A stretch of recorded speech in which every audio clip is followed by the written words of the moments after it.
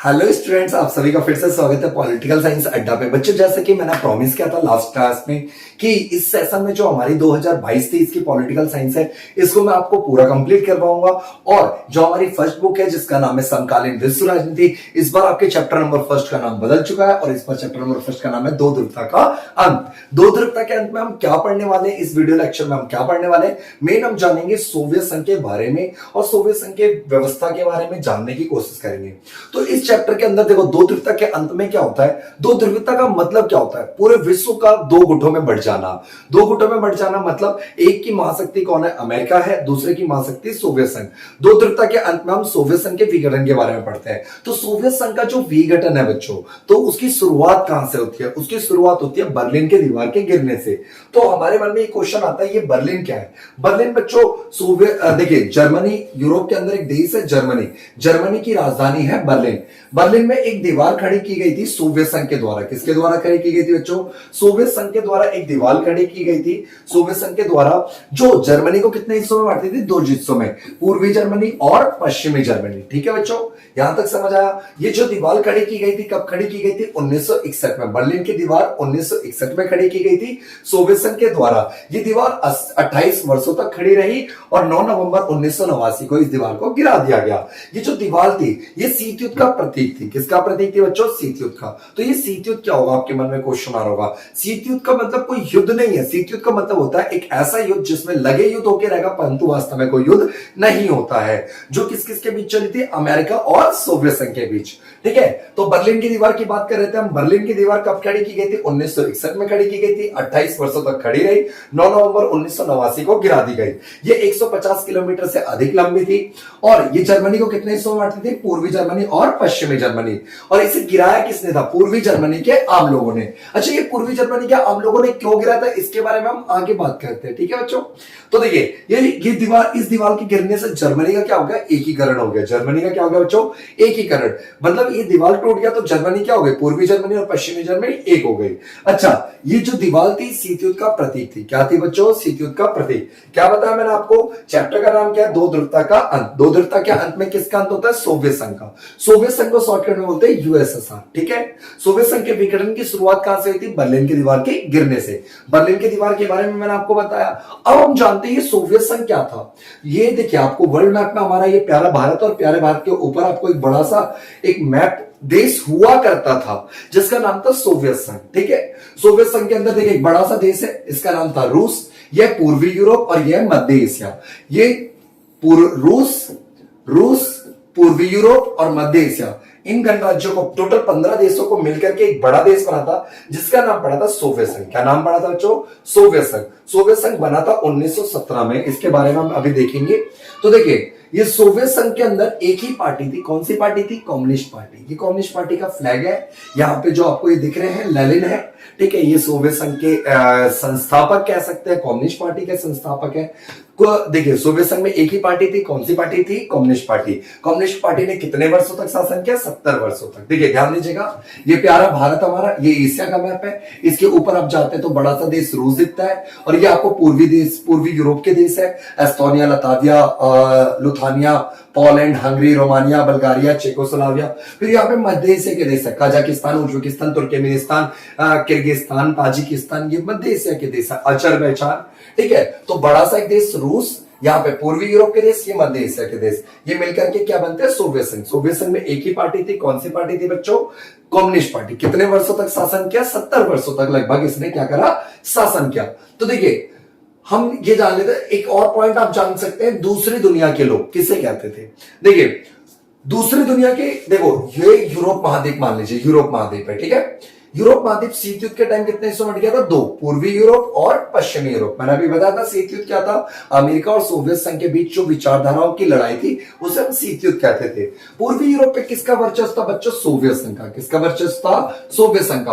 और पश्चिमी यूरोप पे किसका था? अमेरिका का। ठीक है, तो देखो, दूसरी दुनिया पूछा, दूसरी दुनिया के लोग किसे कहते थे? पूर्वी यूरोप के वे देश जो सोवियत संघ के साथ चले गए थे उसी को कहते हैं हम दूसरी दुनिया। अगर आपसे क्वेश्चन पूछ ले पहली दुनिया, तो पश्चिमी यूरोप के विदेश जो अमेरिका के साथ चलेगा उन्हें कहते हैं पहली दुनिया। तो बच्चों, फर्स्ट चैप्टर का नाम क्या हमारा? दो ध्रुवता का अंत। दो ध्रुवता के अंत में हम किसका अंत पढ़ते हैं? सोवियत संघ का विघटन। सोवियत संघ विघटन, विघटन मतलब बिखरना, टूटना। सोवियत संघ टूटा कब था? 25 दिसंबर 1991। सोवियत संघ बना कब था? 1917 में बना था सोवियत संघ। क्रांति हुई थी, कौन सी क्रांति? रूसी क्रांति। इसी को हम अन्य नामों से भी जानते हैं, बोल्शेविक क्रांति, समाजवादी क्रांति, साम्यवादी क्रांति। ठीक है बच्चों। अच्छा, ये जो रूसी क्रांति हुई थी 1917 में, जिसके द्वारा सोवियत संघ बना 15 गणराज्यों को मिलके, इसके नायक थे LST।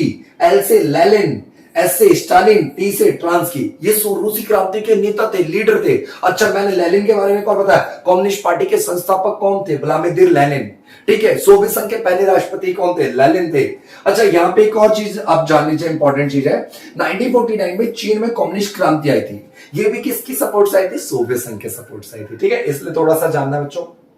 अच्छा, फिर हमने देख लिया यहां तक कि तो सोवियत संघ के अंदर एक ही पार्टी थी। कौन सी पार्टी थी? कम्युनिस्ट पार्टी थी। ठीक है, तो देखो, सोवियत संघ के अंदर, सोवियत संघ एक बहुराष्ट्रीय देश हुआ करता था। बहुराष्ट्रीय देश क्यों कहते थे? अच्छा, एक बार और रिवाइज कर लेते हैं। सोवियत संघ बना कब था? 1917 में। टूटा कब था? 25 दिसंबर 1991 को सोवियत संघ का क्या हो गया था? विघटन। सोवियत संघ को बहुराष्ट्रीय देश कहते थे। क्यों कहते थे? 15 गणराज्यों को मिलकर बना था। सोवियत संघ के अंदर 60 से अधिक देशों के समुदाय के लोग रहते थे। ठीक है बच्चों। अच्छा, देखो, सोवियत संघ इतना शक्तिशाली क्यों था? इसके पास कोयला, लोहा, प्राकृतिक गैस, बॉक्साइट के विशाल भंडार हुआ करते थे। बताया था मैंने अभी। सोवियत संघ बड़ा सा देश, रूस, पूर्वी यूरोप, मध्य एशिया के देशों को मिलकर के 15 गणराज्यों को मिलकर क्या बना था? सोवियत संघ। कुल मिला के आपको यह बात पता चल गया इस चैप्टर के हमें अंदर फर्स्ट जो चैप्टर हमारा दो ध्रुवताखंड, इसके अंदर हमें किसके बारे में पढ़ना है? सोवियत संघ के बारे में पढ़ना है। किसी भी देश के बारे में पढ़ना होता है तो वहां की हमें क्या जानना होता है? व्यवस्था। व्यवस्था को हम प्रणाली भी कहते हैं। क्या कहते हैं बच्चों? प्रणाली भी कहते हैं। ठीक है, तो व्यवस्था कितने प्रकार की होती है? 2 प्रकार की। देखो, किसी भी देश की व्यवस्था जाननी है तो वहां की 2 व्यवस्था जानेंगे, आर्थिक व्यवस्था और राजनीतिक व्यवस्था। ठीक है बच्चों, तो चलिए शुरू करते हैं, एक एक करके अब देखते हैं। आर्थिक व्यवस्था के अंदर हमें जानने 4 पॉइंट। पहला तो सोवियत संघ की समाजवादी अर्थव्यवस्था थी। कैसी अर्थव्यवस्था थी बच्चों? समाजवादी। देखिए, जो हमारी अर्थव्यवस्था होती है, क्या होती है बच्चों? अर्थव्यवस्था। ये 2 प्रकार की होती है। अर्थव्यवस्था कितने प्रकार की होती है? 2 प्रकार की होती है। ठीक है, अर्थव्यवस्था 2 प्रकार की होती है। एक होती है हमारी पूंजीवादी अर्थव्यवस्था, पूंजीवादी अर्थव्यवस्था, और एक होती है हमारी समाजवादी अर्थव्यवस्था। तो सोवियत संघ की अर्थव्यवस्था कैसी थी? समाजवादी। बट जो पश्चिमी देश थे, जैसे A, B, F, ए से अमेरिका, बी से ब्रिटेन, एफ से फ्रांस, ये सब कैसी अर्थव्यवस्था थी? पूंजीवादी अर्थव्यवस्था। यहां पे क्या होता है? सरकार का नियंत्रण कम से कम होता है। नियंत्रण, एक सेकेंड, नियंत्रण, सरकार का नियंत्रण कम से कम होता है। कम से कम होता है, और जो भी कार्य किया जाता है उसका मुख्य उद्देश्य होता है लाभ अर्जित करना। क्या होता है बच्चों? लाभ। पर समाजवादी, देखो, जो हमारे रूसी क्रांति के नेता थे ना, LST, लेनिन, स्टालिन, ट्रांस्की, अभी मैंने दिखाया था, इनका कहना यह था कि हम समाजवादी मॉडल से अपने देश को चलाएंगे। ठीक है, तो यहां पे क्या होता है? पूर्ण नियंत्रण। सरकार का क्या होता है? पूर्ण नियंत्रण। पूरा का पूरा कंट्रोल किसका होगा? सरकार का। और जो भी कार्य किया जाएगा उसका मुख्य उद्देश्य क्या होता है? कल्याण करना, पब्लिक वेलफेयर। तो ये आपको पहला पॉइंट समझ आ गया होगा, समाजवादी अर्थव्यवस्था। अर्थव्यवस्था कितने प्रकार की होती है? 2 प्रकार की होती है, पूंजीवादी और समाजवादी। पूंजीवादी जैसे पश्चिमी देश A, B, F, America, Britain, France में पूंजीवादी अर्थव्यवस्था, यहां पे सरकार का नियंत्रण कम से कम होता है और इनका मुख्य उद्देश्य लाभ कमाना होता है। समाजवादी अर्थव्यवस्था, लेनिन, स्टालिन, ट्रांस्की, जो रूसी क्रांति के नेता थे, रूसी क्रांति 1917 में थी, जिसके द्वारा सोवियत संघ बना था। ठीक है, तो यहां पे समाजवादी अर्थव्यवस्था, यहां पे पूरा का पूरा नियंत्रण किसका होगा? सरकार का होगा, और मुख्य उद्देश्य क्या होगा? कल्याण करना। पहला पॉइंट समझ आ गया होगा बच्चों। तो अब हम नेक्स्ट पॉइंट समझते हैं। सेकंड पॉइंट क्या हमारा? देखिए, नियोजित अर्थव्यवस्था। नियोजित अर्थव्यवस्था का मतलब क्या होता है कि एक ऐसी अर्थव्यवस्था, एक ऐसा देश जो कुछ भी कार्य करता है तो पहले क्या करता है? प्लानिंग करता है। और दुनिया का पहला देश सोवियत संघ ही था जिसने अपने सभी कार्य को करने से पहले नियोजन करा। 1928 में सोवियत संघ ने क्या करा? अपनी अर्थव्यवस्था को कहा कि भैया हम सब चीज के लिए प्लानिंग करेंगे, और प्लानिंग बनाने के लिए इन्होंने बनाई पंचवर्षीय योजना। दुनिया का पहला देश जिसने अपने देश को नियोजित अर्थव्यवस्था बनाया, और नियोजन के लिए इन्होंने पंचवर्षीय योजना बनाई। ठीक ठीक है। योजना, रोटी कपड़ा मकान सब चीज के लिए प्लानिंग कौन करेगी? सरकार करेगी, ठीक है बच्चों। अगला न्यूनतम जीवन स्तर, देखिए जब इन्होंने 1928 में प्लानिंग करना शुरू किया तो हुआ क्या, इनको रिजल्ट में मिलता है 1929 के बाद, 1929 के बाद सोवियत संघ में उद्योगों का, उद्योग धंधों का और कृषि का विकास हुआ। कृषि का क्या हुआ बच्चों? विकास हुआ। तो अब सरकार ने क्या प्रॉमिस कर लिया, जो न्यूनतम जीवन स्तर होता है, लोगों को जीने के लिए जो न्यूनतम आवश्यकताएं होती है, रोटी कपड़ा मकान स्वास्थ्य सेवा शिक्षा, सब कुछ कौन उपलब्ध कराएगी? सरकार उपलब्ध कराएगी।